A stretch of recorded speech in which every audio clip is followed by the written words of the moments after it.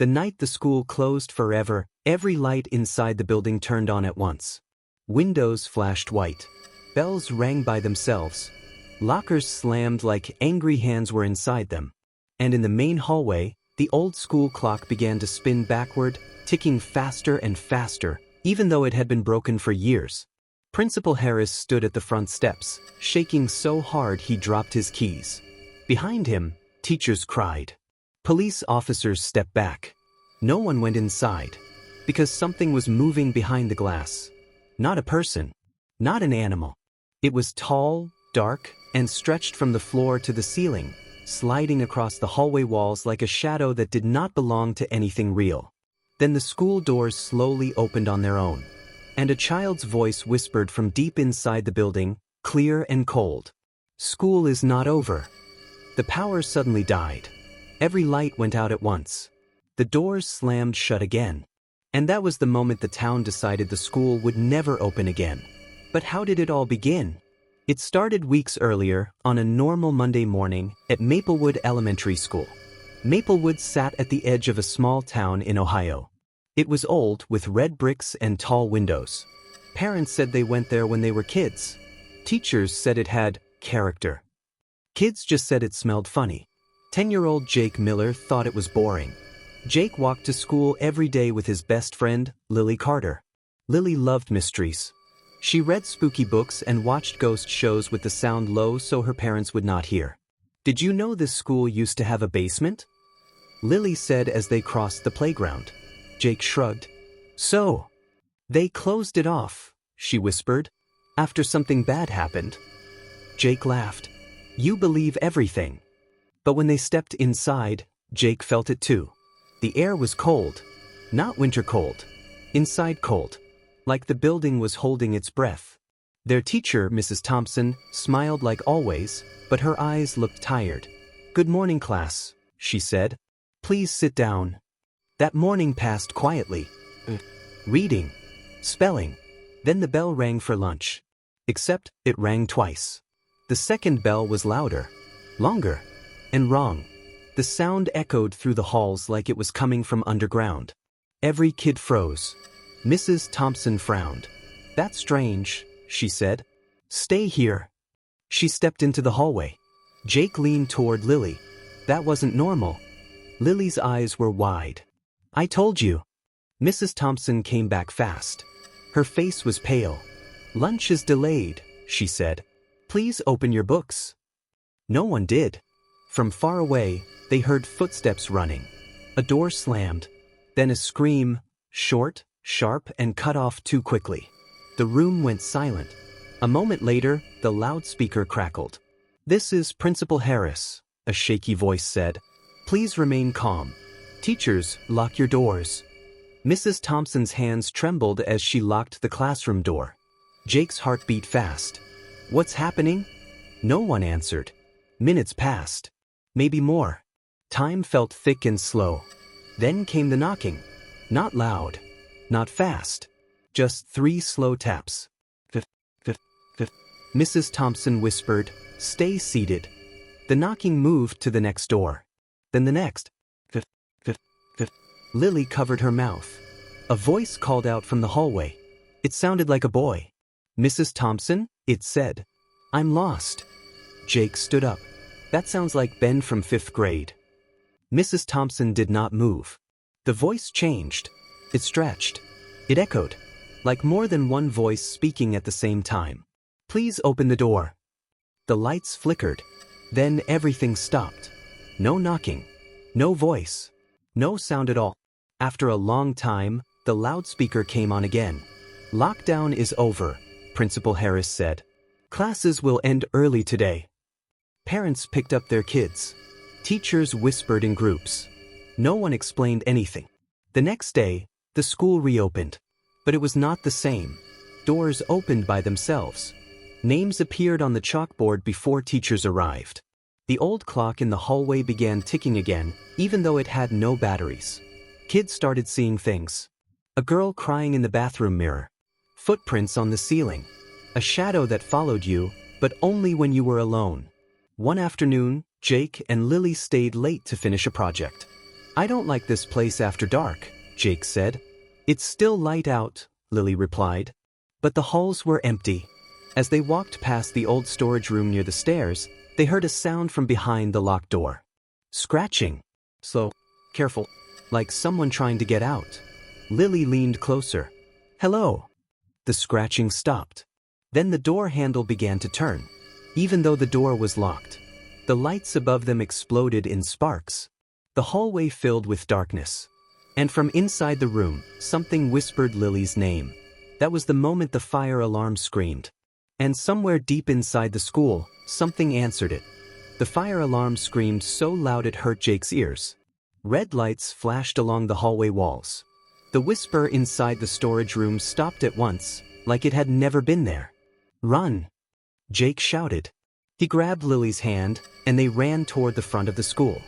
Their footsteps echoed too loudly, as if the hallway was much longer than it should be. Behind them, the storage room door banged open. Something stepped out. They did not turn around, but they could feel it. The air grew colder. The lights flickered faster. Their shadows stretched across the floor, bending in strange shapes. The front doors finally came into view. Jake pushed them hard. They opened. Outside, teachers and students were already gathered on the lawn. Fire trucks pulled up. Sirens wailed. Mrs. Thompson ran to them and pulled them into a tight hug. You're safe, she said, but her voice shook. Firefighters went inside the building. They searched every room. They found nothing. No broken door. No damage. No sign anyone had been inside the storage room. School was closed for 2 days. When it reopened, parents were angry. Kids were scared. Principal Harris stood in the auditorium and spoke into a microphone. There was a false alarm, he said. Nothing dangerous happened. But his eyes never looked at the crowd. Things became quieter after that. Almost calm. Classes went on. Homework was given. Kids laughed again. But the school was watching. Jake noticed it first. When he walked down the hall, the pictures on the walls seemed to turn toward him. When he sat alone at his desk, he felt someone standing behind him, even when no one was there. Lily started writing things down in a notebook. What are you doing? Jake asked. Keeping track, she said. The sounds, the times, the places. She showed him a page. Every strange thing happened at the same time each day. 3:15 p.m. Right before school ended. On Friday, Lily pulled Jake aside. Something big is going to happen today. Jake swallowed. How do you know? The school gets louder before it does something bad, she said. Like it's waking up. That afternoon, clouds covered the sky.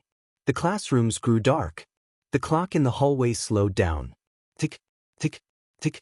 At exactly 3:15, the bell did not ring. Instead, every door in the school slammed shut. Teachers rushed to the hallways. Kids stood up, confused. The footsteps were everywhere.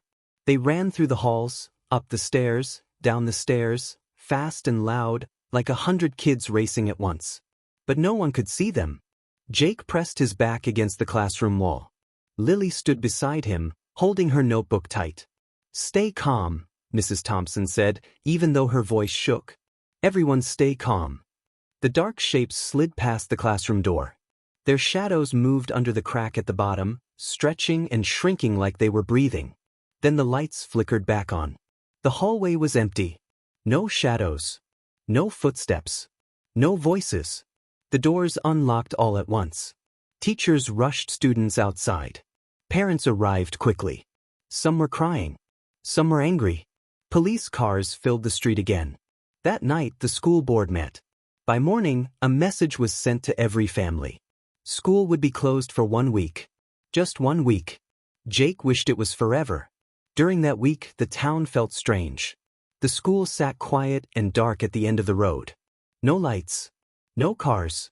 No sound. But at night, people began to notice things. The school bell ringing at 3:15 a.m. Lights turning on in empty classrooms. Shadows moving past windows. Lily came to Jake's house one afternoon.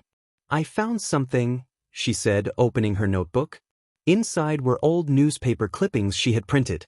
Years ago, a long time ago, there had been a fire at Maplewood Elementary. Not a big one. Just in the basement.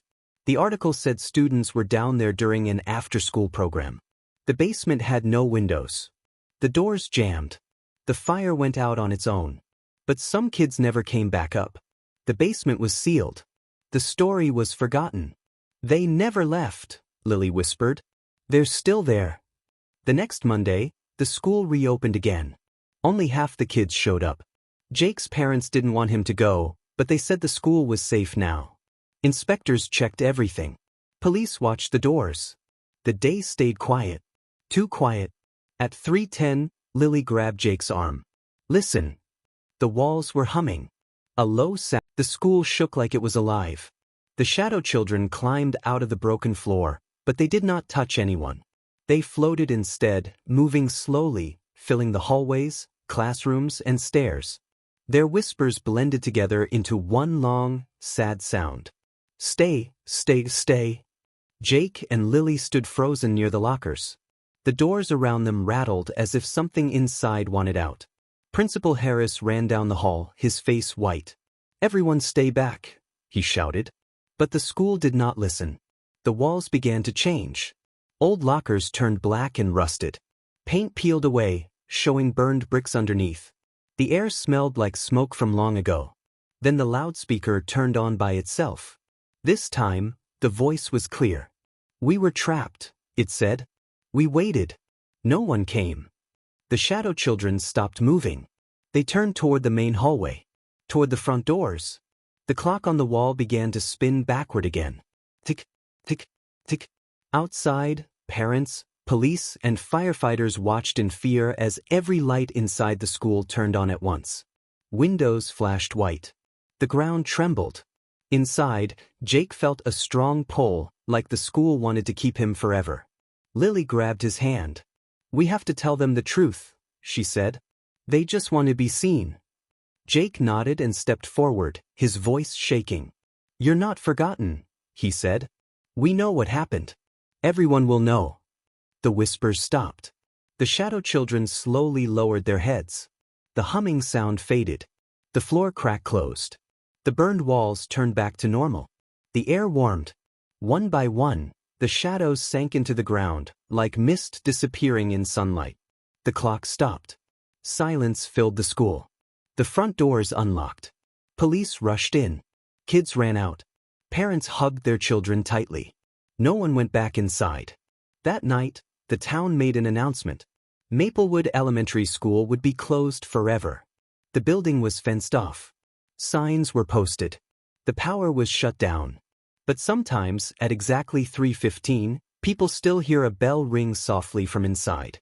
And deep beneath the school, something finally rests. Waiting. But not alone anymore.